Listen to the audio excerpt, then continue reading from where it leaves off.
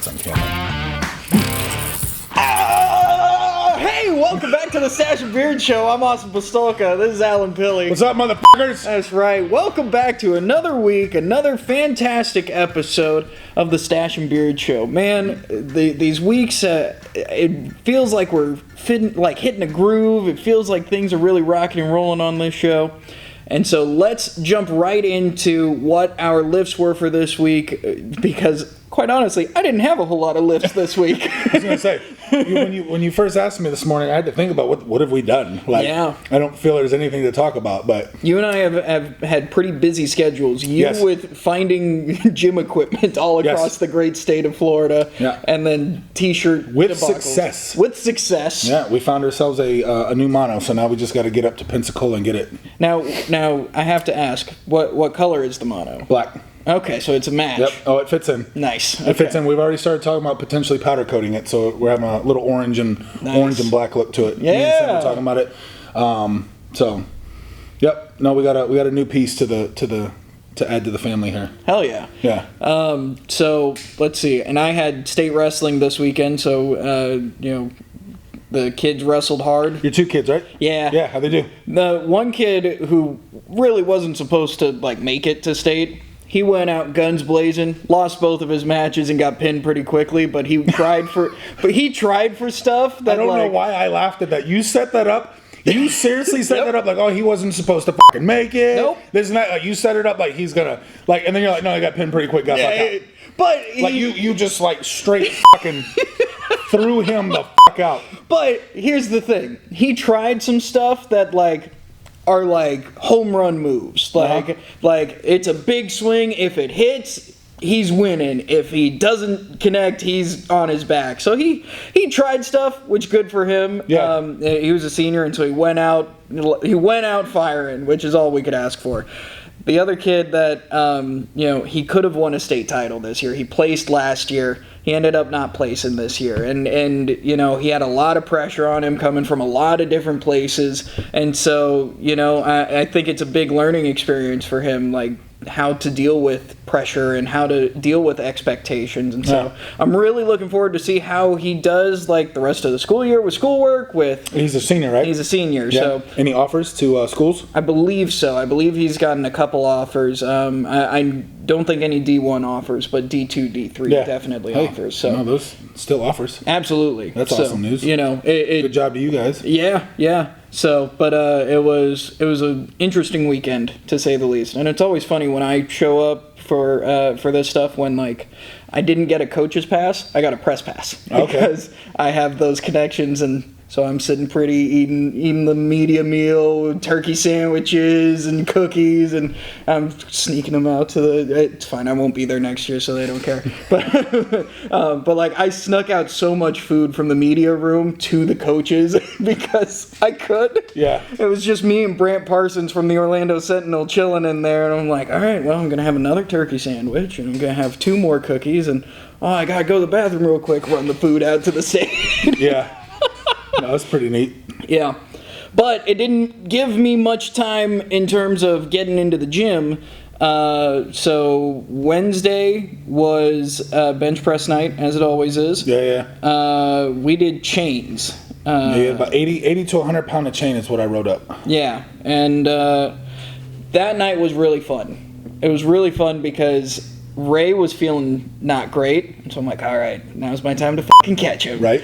And it was the Duffalo bar with chains, and we worked up to 3. I worked up to 3 plates 10.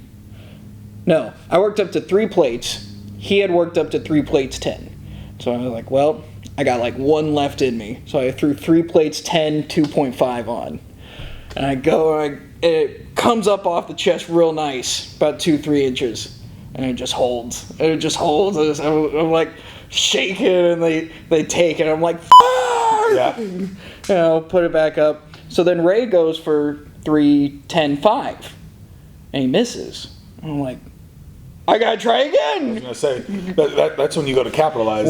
When tried again, 2-3 inches off the chest, couldn't get it up. So yeah. But I think I told you a couple weeks ago, following some certain people in certain lifts, knowing when they're stronger than me. Yeah. And then when they struggle with something, I'm like, why? Yeah. Why? Because like I'll go and I'll see that I know they have it, but on that day they don't. I'm like, dear God, like why is CJ? Why is Buddy? Why is Jeff? Why are they stalling? Yeah. And instead of wait, we're still pretty early on in my opinion. I'm just like, oh God, like, and they're like, oh, and you're up, and I'm like, no, they didn't get it. Yeah. I know I'm not, and I'm not being negative. I'm being real. I'm like, I know I'm not getting it. They're stronger than me. Yeah. So I don't know. That always kind of hits me, and I'm like, and they're like, oh, go attempt it. I'm like, just take the weight off. like it's one of those ones. Like I'm not even trying to be adventurous that day. I'm like, guys, come on. Yeah. So that's kind of how I approach that. So that's me though. Yeah. But how was your bench press? It was good. 825. Like I know I say it kind of like that. 825. Yeah, just trying to. When you shirt, you got to be patient. Yeah. A lot of things come into it. The lighter weights are moving really well, the boards, and then when you start taking the boards down, and it's just, I'm in that zone where like when I write about my lifts, I don't even Instagram them anymore. Because I'm just like, hey guys, it's another 800 bench. Like, you know what I mean? Like it's nothing exciting. Right. This is literally where I have to keep my like nose to the grind and stay patient and just try and work. So they're moving better, but like I'm not Instagramming about that. There's nothing to talk about. Right. Like, oh, move fat. Nobody. I don't even care. What the are you gonna care? Right. Type of thing. So that's how I am when I get to posting. So we're just trying to stay patient. Yeah. That's where I'm at right now. Yeah. So that's why I was like, oh, 825 because it's.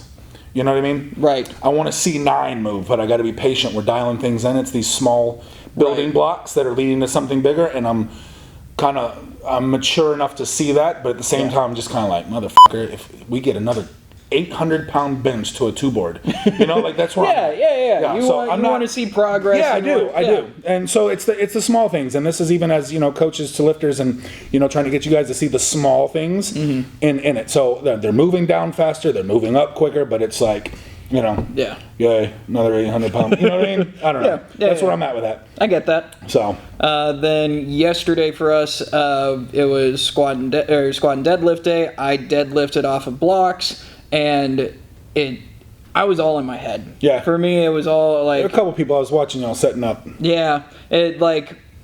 For me, number one, I've said it on the show before. I hate deadlifts. So there's that right off the bat. I don't like deadlifts. And then we put it in a spot where is my weakest spot of the deadlift. Yeah. I would much rather do a deficit than do a box or do a block, just because like that's where I'm weakest. And so I wasn't feeling it. I was able to get 445 after coming back, and I totally changed the way that I went for it when I went for it the second time up, because I failed it that first time. I had like Dylan come and talk to me about like, hey, wedging in and all this sort of stuff. And I totally changed the way that I went for it. Most of the time when I come up for deadlift, I set, I look up and I start to pull. This time, I did what Dan Bell has told me to do, which I should do every single time because Dan Bell knows how to deadlift. And he said, he always says, throw your head back and then just start going. Take the tension out and just start throwing your head back and going. I was just about to say, there's a timing issue there too. Right. Yeah. So I got in, took the tension out, and then threw and went. And it shot up. Yeah. And I probably could have kept going, but I was like, I'm going to take this win. 445. Okay, in my least favorite lift, in the worst spot, I'm going to take that win. I'm going to walk away. Well, and so you already said it. You're in your head, and you approach a lift, I'm trying to think, where I would, from a coach's standpoint, like I told you guys before, I hated doing back. I never did back. When I approached back, I'm like, F back. Yeah. I did not like back work. Yeah. But I changed my mindset, and I was like, man, maybe if I get this back work, maybe. So I attacked back work a little differently, so. When you walk into it and you already hate the motherfucker and you already know you're gonna fucking suck at it, like you're already stacking the chips against you. It's funny because Dylan talked to me last Monday and he's like, "How often do you train back?" I'm like, as much as Alan writes it, and he goes, "Man, Buddy writes me 2 back workouts per other lift. So when you guys get everything set. Yeah, when you guys, I don't have a back only day for you guys, based on the way the typical schedule is written. Right. But then also with your schedule, so if you remember, I had back only days for you. Yeah. So depending on your schedule of getting in, if you're in your normal 4 days, every day got a back day. Yeah. Okay, or a back exercise, Right. and generally pretty heavy. Yeah. If it was like, hey, I'm sporadic, I don't know when I'll be in, then you got a press dominant or a back dominant day. So he's right in that. Yeah. But talking to Becky yesterday on the back downs, like everybody treats the back downs like they're fucking punishment. You know, like everybody loves, you know, the fucking. They just want to go right to the dessert. They want the 1 rep maxes. They don't think about everything else. So the back downs aren't punishment. The back downs are to think about things, like to think about what Dylan was telling you and the Dan Bells are telling you and what I've told you, and take time to not get in your fucking head. They're lighter. I should easily be able to fucking move these. Right. And that's where those building blocks are made. But I've got so many people like, oh fuck, he wants back downs. No, it's not punishment, motherfucker. Right. Think about it in terms of like, oh, these are lighter weights, these are typically bodybuilder style reps and percentages and things like that. Build some muscle, focus on some technique, change some things. Yeah. You know, like, oh, I noticed my feet. So those are kind of how I program that stuff in. Yeah. Or the reason why. I got you. You know, so I don't know.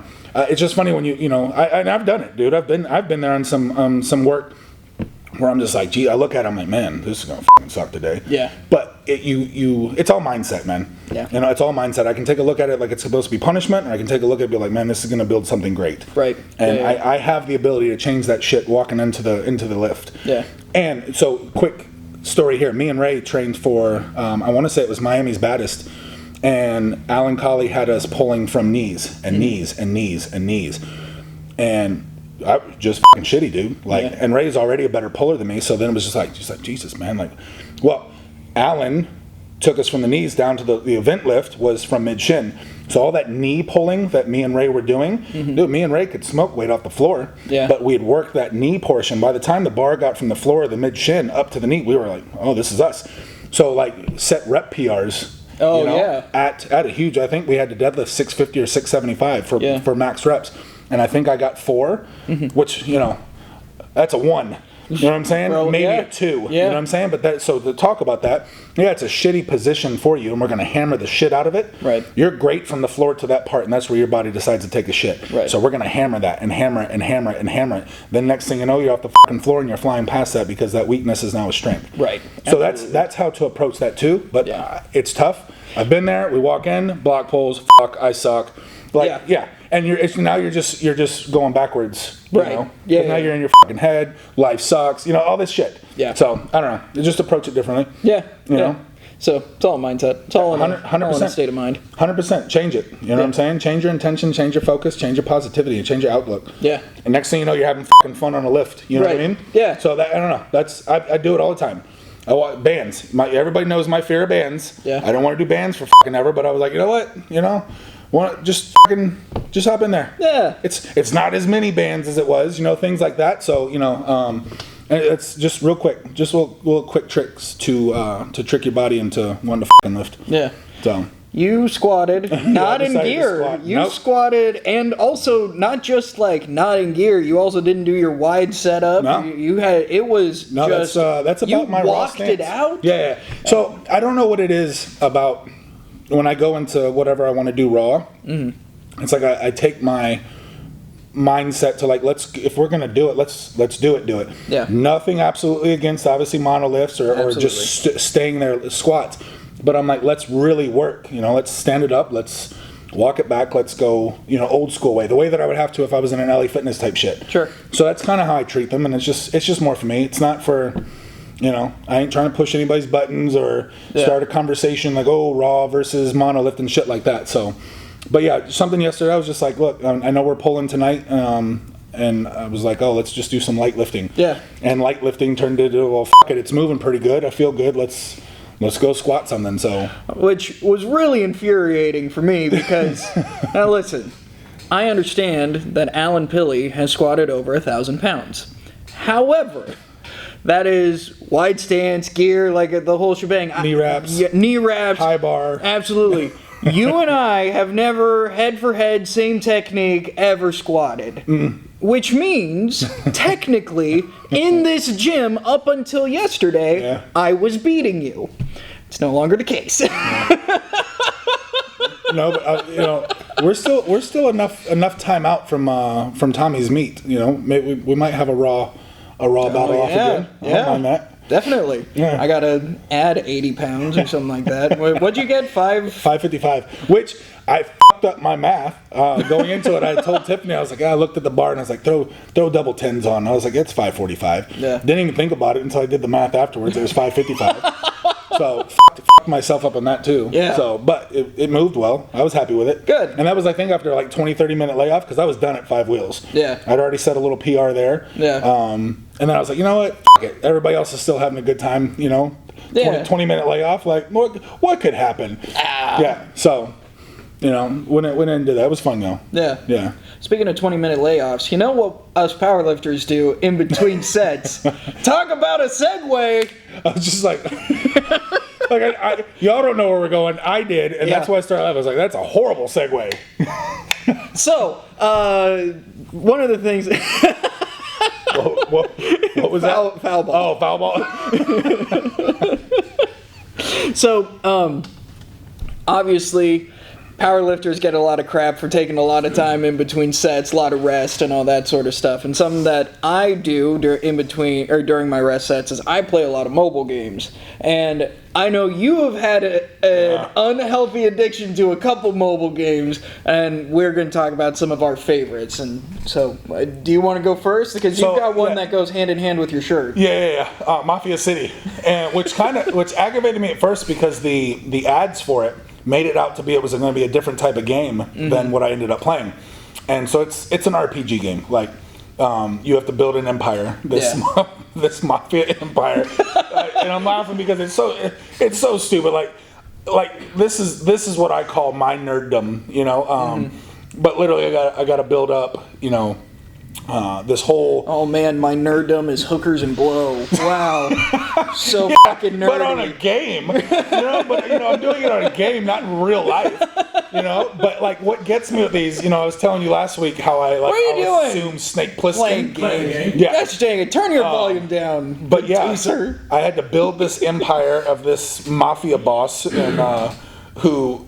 His name was Lady Juice. Nice. Yeah, and I ran this empire. And you steal stuff, you shoot things, and it's just. But I would talk to the game. Like I'd get into the game, and my wife would sit there and she's like, "Are you serious?" I'm like, "I'm very serious."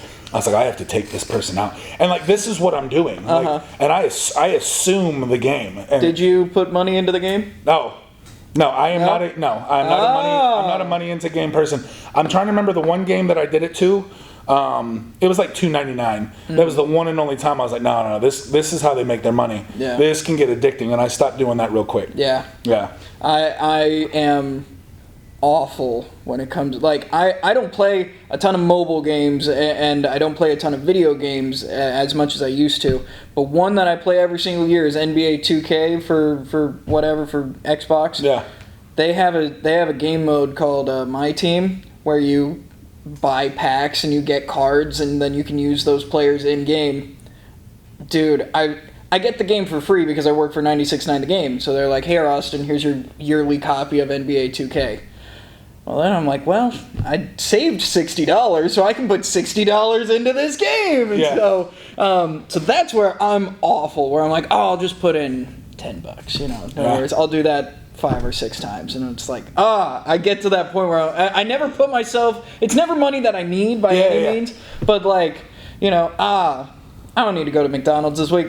Yeah. $10 into the game. I was just gonna say, people make fun of us for we'll do the stock market and they call it gambling, and I'm like, it absolutely is. It's addicting. Yeah. Like when you see returns, on certain stocks and things like that, and you're just going up. You're like, well, if I buy 500 here, if I bought 1,000, if I buy 10, you know what I'm saying? So you start doing your math. Well, the same thing I've done, when I used to play roulette tables, I'd sit there and I'd put 5. And then I put 10, and then I put 20. You're going to lose, but then you keep doubling your money. It's like, oh, wait, one of these times, if I'm doubling, I'm going to hit, I'm going to make it all back plus. Yeah. But you got to run with your bankroll, So I've fallen into that trap a couple times and learned pretty quick early on. And I don't ever do it at the high roller tables. I don't have the bankroll or the pocket for it. Yeah. But I'll do it at the smaller tables, and I'm like, you motherfucker, like, I see what you're doing to me. You're sucking me in, and I can break away from that. But, these games the same way. I'm like, no, you're not getting my money. It's a trap. There's a game that I just started playing, Solitaire Cash. Yeah. And I put in like 8 hours into that. Not 8 hours. It was a lot of hours. Played a lot of Solitaire yesterday specifically. And you start off with like 20 gems. It costs 2 gems to play a game, and then you play against other people. You all get the same deck, essentially, and whoever can do it the fastest then wins 7 of the 12 gems in the pot, kind of thing. And so I got pretty good. I was averaging second place, throughout. So I work up to 120 gems. And then you can trade those 120 gems in to play in a real money one, where you can win like $7, whatever. I drop in my 120, dead last. I got dead last, so now I can't play the game until I get my daily bonus to kick back in, so I can start playing again. Yeah. And I'm like, I just wanna play now. Let me get in. But then it would cost money. Yeah, my card game of choice is Gin Rummy. Yeah. It goes to the old man theme that I guess I have going on. I love Gin Rummy. Yeah. But like I've been there where I've wasted all my money or my gems for the day, and I have to wait my $250 or $500 buy-in. Right. I have to wait till the next day or the next hour for a free money, free play money. But yeah, I've never done anything like live money. Yeah. I kind of hinging on this. The fights were this weekend. Oh yeah. And I got on. I was gonna bet against I'm a butcher his last name. The Polish guy. Yeah, and all I know is Jan Blachowicz, whatever. I'm on mybookie.com. Yeah, and I'm like, for some reason, I feel Jan's going to beat Israel. I feel it. Yeah. So I get on there, I'm like, I'm going to put $100. $100, you win $215. I'm like, fuck yeah. Like, in my heart, my gut, I know Israel's going to lose. Yeah. But too many questions, this and that, and then I was telling my buddy, Ray, like, I got to the point where I was like, man, if 100 wins $215, 1,000 wins $21.50. Right. And that's when I was like, delete. Get the fuck out, get out, and Jan ended up winning, and I'm like, motherfucker, like that was a weird finish, wasn't it? Like it was a DQ finish or something. No, that was on the fight before. Oh, gotcha. Yeah, that was Peter Jan. Gotcha. YAN. That guy, illegal knee while the dude was down. Right. I didn't bet on that one. Yeah. But I was gonna bet on the main title fight. So wait, you didn't even like nothing. You didn't put any money down. Nothing. You didn't go, oh, I could put 1,000. Be like, because no, that's dumb. I went to go put it in, but they were asking too many questions. Like, oh, set this account up, get you this code, enter this code. This code enters this code, and I was like, guys, nope. Just fucking take my money. And I said, screw it. So yeah, very, very rarely do I even bet on that type of stuff, you know. And so like coming back to these games, like they're like, oh, specials today, and I'm like, no, I'm good. I ain't spending no money. There is, I know we got to get going to break soon. Except Jody doesn't know how long we've been going because he's playing a damn mobile game. Yeah, I'm on level 6. What game? Monster Madness. I've never heard of it. Is it like? What's it like? Oh, it's Candy Crush. Candy Crush based. Like Dr. Mario. Yeah. It was a bar game. That's why I got hooked on it in the bars. Oh, yeah. That's how I found Mahjong. Yeah. You ever play Mahjong? Yeah. Oh, yeah. I love Mahjong. Yeah. 23 minutes. Yeah. He knows. See, this is why we pay him the big bucks. Yeah. But in the realm of sports betting, there's a new. There's going to be some coming out with baseball.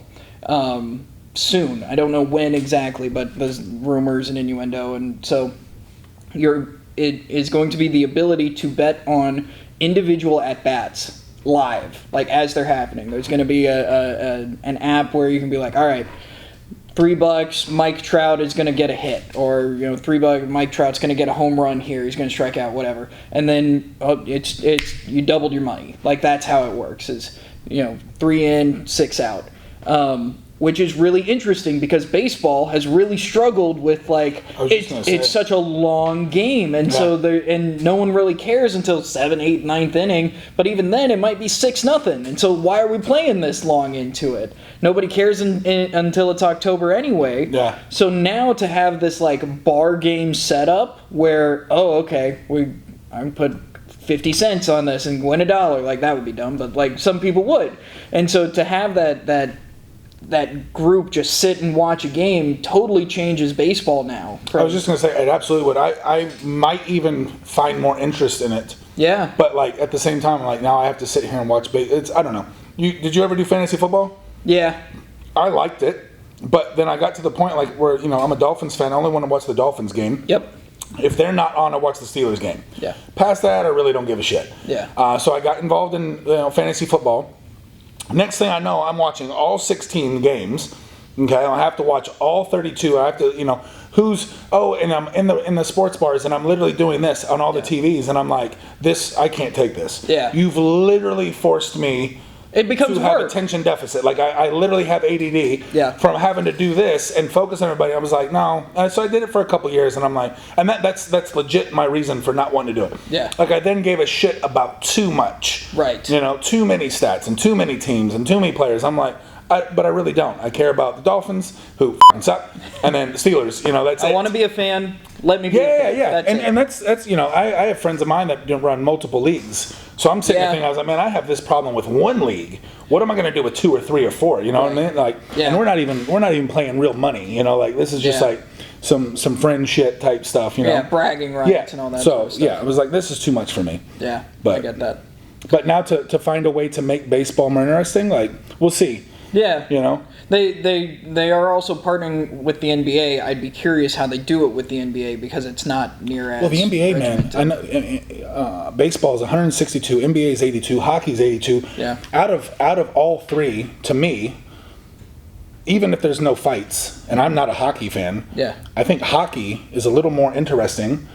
Than the other two sports for the length of games. Yeah. You know what I'm saying? Do we really need 82 NBA and NHL games? Do we really need 162? So then I think, the last year with COVID, they struck it down to like 60-something, 80-something. I was like, fuck yeah, no. Now every game matters. Baseball, it's like baseball won't be on for fucking March to October. Yeah. I don't know. Even NBA, like 82 games. That's so many. 82 games. It's so many. Yeah, and I think right now when they've condensed the schedule to like it's still 82 games, but it's one game every 2 days. So their schedule is so much tighter. But golly, it's a lot. That's the great thing about football is that we know how long it is. Yeah. Every game matters, and if it doesn't matter, it still matters because of the draft situation. Yeah. So 16 NFL's games. king. Yeah, and I don't know, like as far as like attention to the actual sport, and like you said, like I don't care. Even baseball, man. Yeah. Even like when I watch the Red Sox, I don't give a shit until the bottom of the ninth, 2 outs. Absolutely. Like, and then I'll watch. You know what I'm saying? But I can't sit there and watch a whole game of baseball. There's no way. It's nap material. Yeah. It's nap. Unless I'm at the stadium. You want to go watch totally live, different. Way different. The totally crowd, different. The beer, the snacks, things like that. So I could do that. So. I'm with you on that. Yeah. Well, speaking of snacks, you did that. Speaking of softball, coming up next on the Stache and Beard Show, we're trying out some protein snacks. We got them right here, and we're gonna give them a taste. We'll see you soon. This is Stache and Beard Show. See you guys.